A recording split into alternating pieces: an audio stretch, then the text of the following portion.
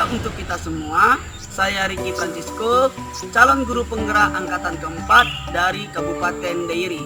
Pada kesempatan kali ini, saya akan memaparkan hasil refleksi saya terhadap filosofi pendidikan Ki Hajar Dewantara. Mari kita bersama-sama belajar. Pertama, kita akan membahas tentang seperti apakah pemikiran Ki Hajar Dewantara tentang pendidikan. Menurut Ki Hajar Dewantara, pendidikan adalah tempat bersemayam benih-benih kebudayaan dalam masyarakat.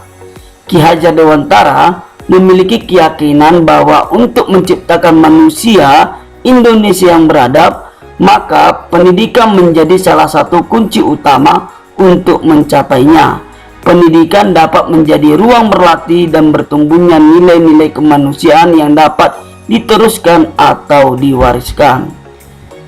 Dengan begitu, Ki Hajar Dewantara menjelaskan bahwa tujuan pendidikan yaitu menuntun segala kodrat yang ada pada anak-anak agar mereka dapat mencapai keselamatan dan kebahagiaan yang setinggi-tingginya, baik sebagai manusia maupun sebagai anggota masyarakat.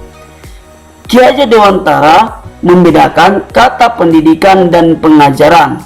Pengajaran merupakan proses pendidikan dalam memberi ilmu yang berfaedah, sedangkan pendidikan adalah memberi tuntunan terhadap segala kekuatan kodrat yang dimiliki anak agar ia mampu mencapai keselamatan dan kebahagiaan yang setinggi-tingginya.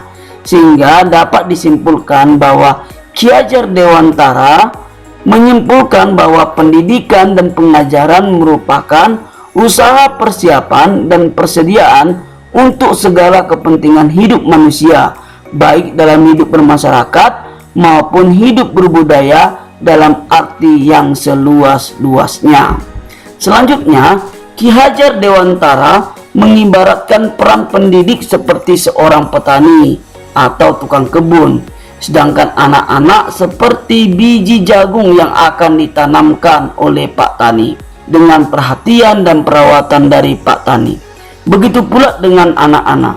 Apabila pendidik dengan tulus dan ikhlas maupun perhatian mendidik anak-anak, maka hasilnya juga akan baik.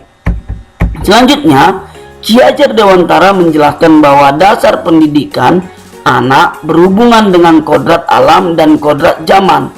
Kodrat alam berkaitan dengan sifat dan bentuk lingkungan di mana anak berada, sedangkan kodrat zaman berkaitan dengan isi dan irama. Sehingga menurut pendapat saya, pembelajaran yang mencerminkan pemikiran Ki Hajar Dewantara adalah 1. Pembelajaran berpusat pada peserta didik. Yang kedua, pembelajaran mengikuti perkembangan zaman.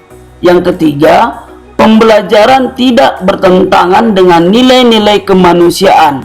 Yang keempat, pembelajaran yang membangun budi pengerti.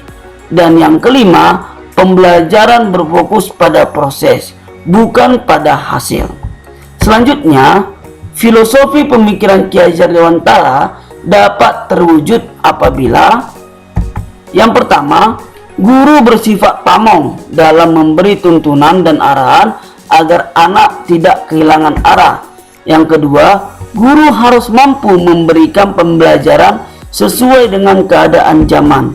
Dan yang terakhir, guru harus mampu memilih metode pembelajaran yang tepat sesuai dengan kebutuhan peserta didik. Sehingga dapat saya simpulkan, contoh penerapan pemikiran Ki Hajar Dewantara yang telah saya lakukan di kelas adalah yang pertama, pembelajaran mengikuti zaman.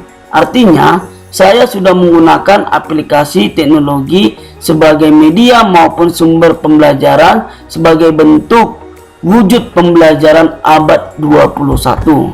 Yang kedua, pembelajaran berpusat pada murid. Murid berperan dalam memutuskan kesepakatan-kesepakatan di kelas saat pembelajaran. Demikianlah refleksi saya terhadap filosofi pendidikan Ki Hajar Dewantara.